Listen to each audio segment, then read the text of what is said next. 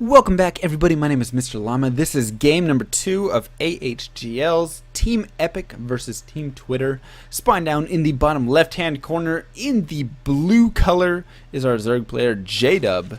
And I do believe J-Dub has never lost a match, or never lost a game. So even though Team Epic is 15-0 so far in their AHGL time playing, good luck, have fun, go Ravens. So it looks like we do have a Ravens fan. Of course, he's talking about the Super Bowl, but you know, maybe he's trying to throw a little StarCraft humor in there as well. But yeah, so they have they're 15-0, but they've lost a couple games here and there, though not the full matches. But J-Dub himself, I don't think, has lost a single game yet.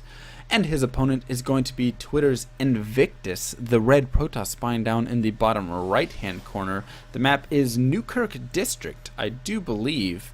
I haven't played too much on these new maps right here, and I know that this one was brought into Wings of Liberty as well. So I have played it a couple times, and of course the thing that I kind of want to note is taking a third base is quite difficult. So you have the third base either way up here, and then you have the ramp right here to block, as well as this giant ramp, and then all that room to your natural, so that's kind of a distant third.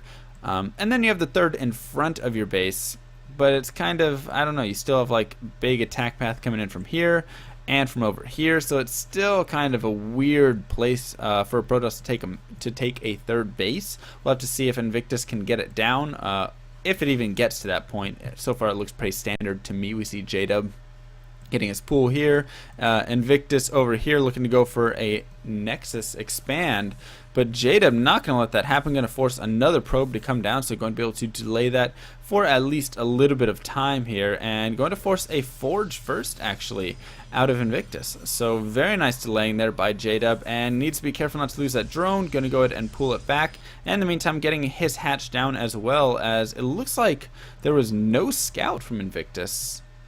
Okay, so he scouted, saw the pool, and did not care to deny this hatchery. So interesting choice right there. But I mean, as a Zerg player myself, I would be extremely happy with that. I love not having to deal with a blocked hatchery with a pylon or a probe that has really good micro or anything like that. So I'm imagining J-Dub going to go ahead and possibly go for his third base, but then again he could take a gas because this is Heart of the Swarm, and there's still a variety of things that can be done in this game, a variety of options to be explored. But he is sending the drone over there, and he's actually going to take this third kind of far away right here.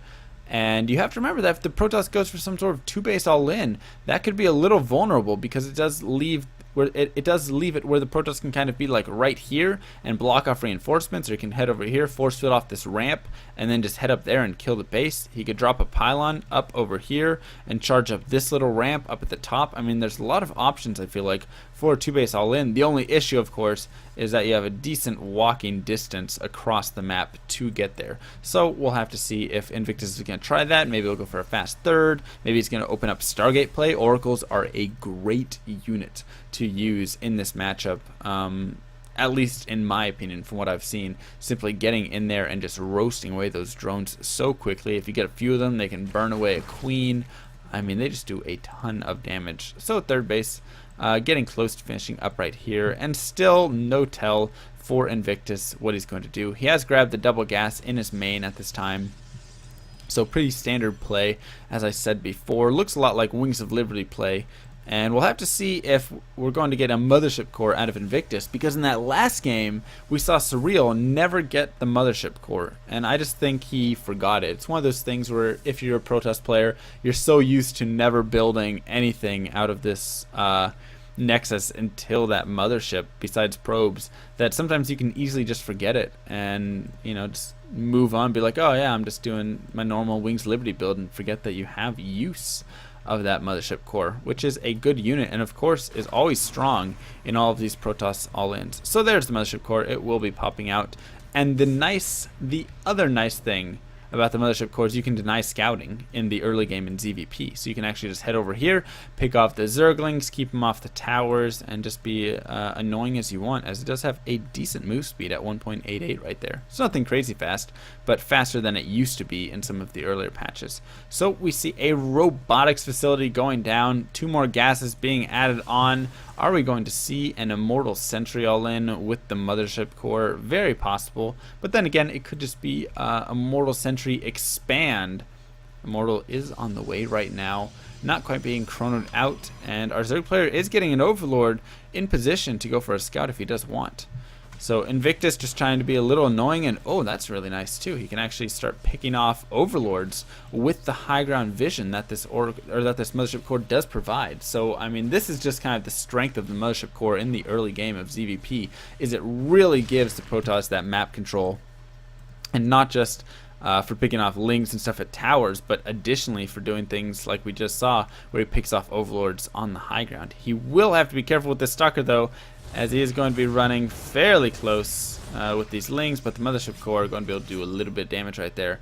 And Pylon going down for Invictus. So what do we have going on in our Zerg player's base? We have a Roach Chamber, or Roach Warren coming down, as well as an Evo Chamber. A little bit late for my taste, but still not too bad. He's also getting a lair. Speed is on the way right there. About a minute left until that finishes up. And oh, the Pylon does get scouted. Was it by actually? It might have actually been by that Overlord up there. That is really high up. So he will be clearing that off, and then as well getting in and scouting exactly what's going on in this base, because there is no anti-air anywhere. He doesn't have any units in here. Where are all of the units for Invictus is my question. So I guess he just had the Stalker over there, and that was it. And I'm not even sure. I don't think he used the recall, so I think a Stalker did die right there. Of course, you have to remember that Protoss does have that recall function where they can just mass recall all of the units to a target nexus, so he could have saved that Stalker if he so chose. But looks like he did not. And our Zerg player now grabbing a Hydra Den over here. So going to be moving into the Hydra Tech. Does he have the speed upgrade? Oh, that's actually on the Hydra list Den, excuse me. So of course, as I'm sure many of you guys know now, Zerg has the ability to get their Hydras with some speed, and we're going to see possibly a Ling run by here. He's definitely being a little bit safe with it. And Invictus, in the meantime, looks like he's most likely just going to be expanding off of this. I don't think that force is really quite set to go for any sort of all-in at this time. And J-Dub just continuing to pump out Lings, and now with the Hydras, I think he'll be in a decent position to hold this. Invictus, though, looking to actually continue with this push.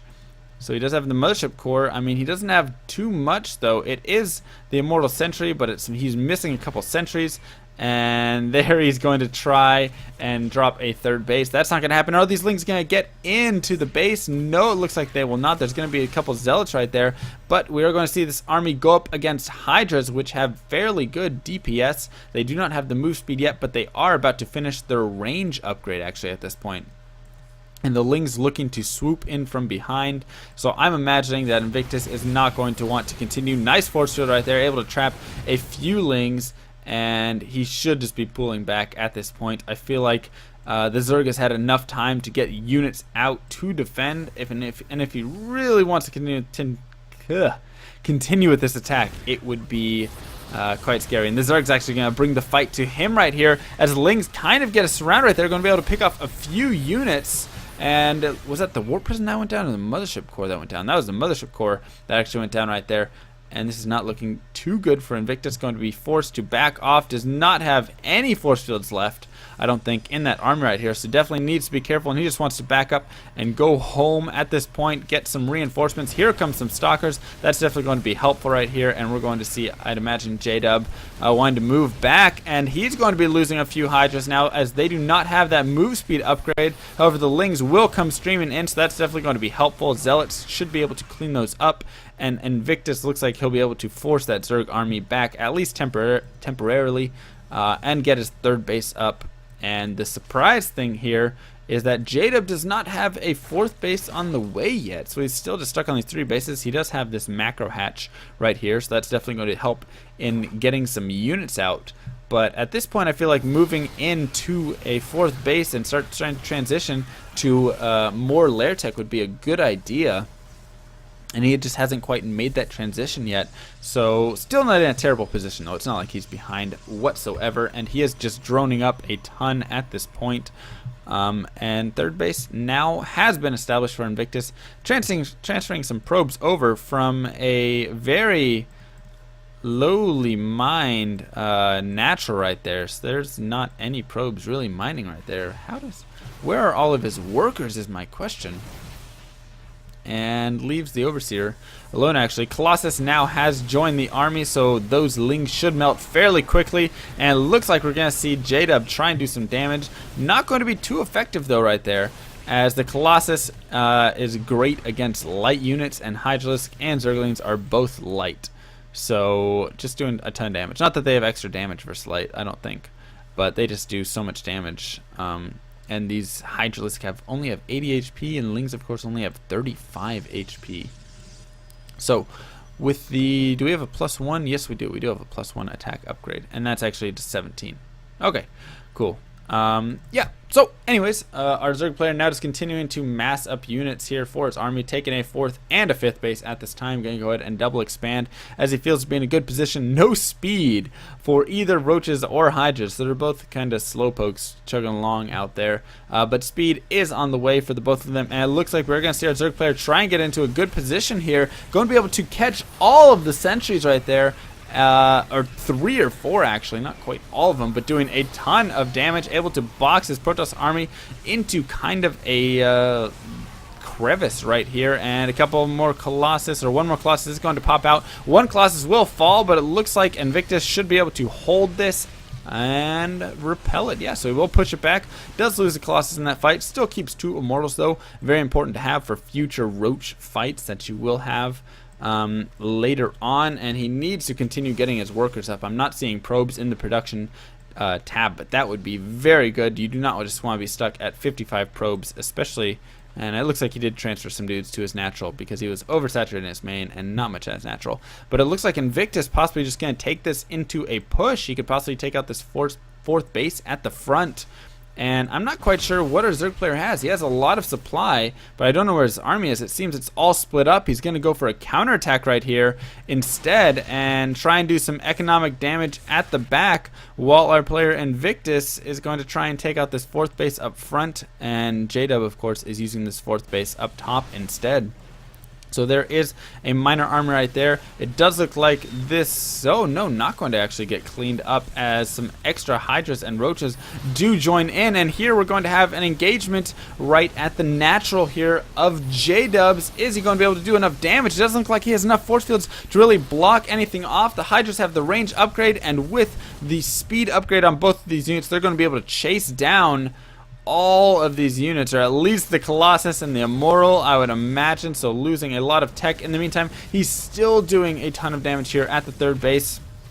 Has not quite picked off this 3rd base, but has picked off a lot of units, has picked off pylons, has picked off cannons, and now more units going to be streaming in to try and defend. And will Invictus finally be able to defend this? I'm not quite sure. Looks like this 3rd base actually going to fall right here as J-Dub pushes in with the rest of his Roach Hydra army. So strong at this point, and sentries, of course, just going to have to be warped in to get some force fields up to protect him for a little while. But this is not looking good whatsoever. We do see that the hive now has been started for our Zerg player, so he did, of course, delay his hive in favor of getting out all these units right here, all of these Roaches and Hydras. But it seemed to work pretty well for him as he killed off his opponent's 3rd base, and now is going to get the Cybernetics core. No, he's going to back off and leave the Cybernetics core with 34 HP. So unfortunate for him right there. I think he was definitely trying to come back and focus it, and just accidentally left it alone right there.